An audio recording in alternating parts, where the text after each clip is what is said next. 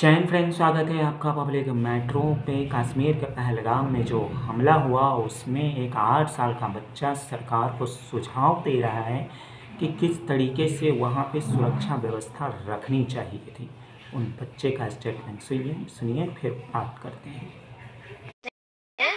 उधर घोड़े से जाना होता था ऊपर, तो ऊपर गए तो 10-15 मिनट में वो आतंकवादी आ गए। तो हम भागे और छुपे।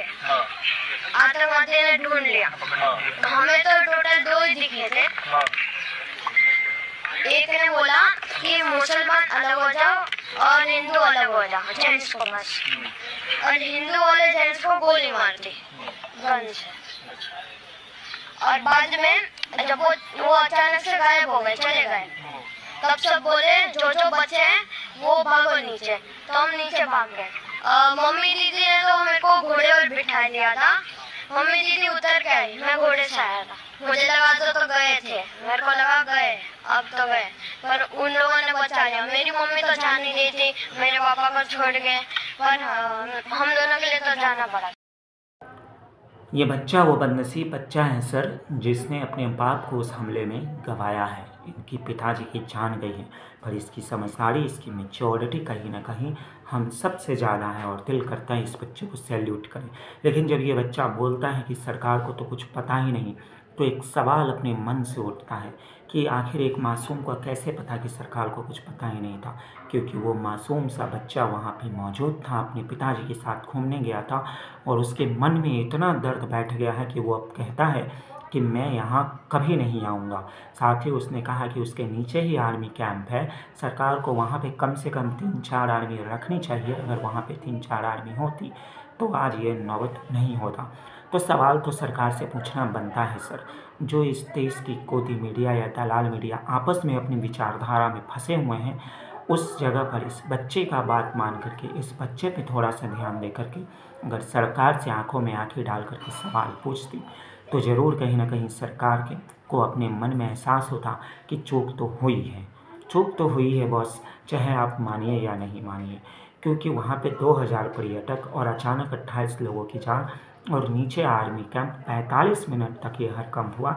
इसके बावजूद अगर वहाँ पे कोई बचाने वाला नहीं आया, कोई वहाँ पे जो है संभालने वाले नहीं आया, जो थे वो स्थान थे, और तो और वहाँ जो आतंकवादी थे वो घोड़े वाले बन के घूम रहे थे उस बीच में, तो बिना सुरक्षा के, वो सुरक्षा व्यवस्था सही नहीं थी, तभी वो घोड़े पे चढ़ने वाले बना करके अंदर घुसे।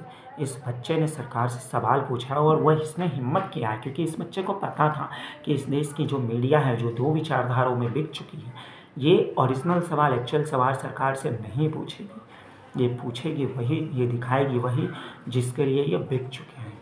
और इसी वजह से जो है इस मासूम ने बड़े प्रेस कॉन्फ्रेंस में एक सवाल पूछा। वो साफ लहजों में कहता कि सरकार को तो कुछ पता ही नहीं है और वहाँ पे आर्मी कैंप नीचे में है। अगर वहाँ पे 3-4 आर्मी होते तो ये हादसा ही नहीं होता।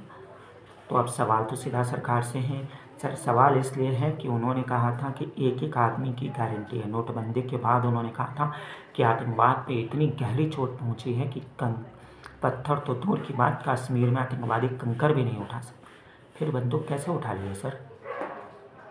आपने कहा था कि किसी भी कीमत पे जो है वहाँ पे जो है वो लोगों की सुरक्षा की जिम्मेदारी हमारी है। आप चौकीदार बन के आए थे सर, आपके रहते कैसे हो गया? और आपके रहते कश्मीर में हिंदुओं पर हमला कैसे हो गया? उसने हिंदू को टारगेट करके मारा। और जो लोग बोल रहे हैं कि धर्म नहीं था, वो नहीं था, तो कैसे उसने कहा कि मुस्लिम जो है वो अलग हो जाओ और हिंदू जो है वो अलग हो जाओ? प्रॉपर पूछ करके वो बच्चा तो बोल रहा है ना। तो क्या गजब की नौटंकी, दलाल मीडिया ये नौटंकी लगा रहा है कि बीजेपी ये एजेंडा चला रहा है कि धर्म देख करके मारा गया। अरे भाई, क्लियर वो बच्चा स्टेटमेंट दे रहा है, वो लेडीज स्टेटमेंट दे रही है जिसका हस्बैंड गया कि धर्म पूछ करके सारे पुरुषों को अलग कर दिया गया और फिर मार दिया गया। हाँ, एक मुस्लिम ज़रूर मरे हैं, वो इसलिए क्योंकि उसका इस्लाम अलग था और वो बचाने वाले में शामिल हो गया, मारने वालों में नहीं। मैं ये कतई नहीं कहता कि हर मुसलमान जो है वो आतंकवादी होता है, लेकिन ये तो सच है सर कि मारने वाले मुसलमान थे और मरने वाले हिंदू थे और पूछ करके मारा गया। तो ये दलाल मीडिया से भी ये सवाल पूछना चाहिए कि भाई एजेंडा तुम लोग चला रहे हो, और ये गोदी मीडिया से भी जो इस बच्चे का सवाल बन के नहीं उभर सका, सरकार से आंखों में आंखें डाल करके सवाल नहीं पूछ सकता। चूक हुई है बॉस, और उस चूक को ऐसे बनाइए, मैनेज कीजिए, वरना लोग पूछेंगे कि आखिर कश्मीर में कब तक हिंदू मरते रहेंगे सर, कब तक कश्मीर में हिंदू मरते रहेंगे।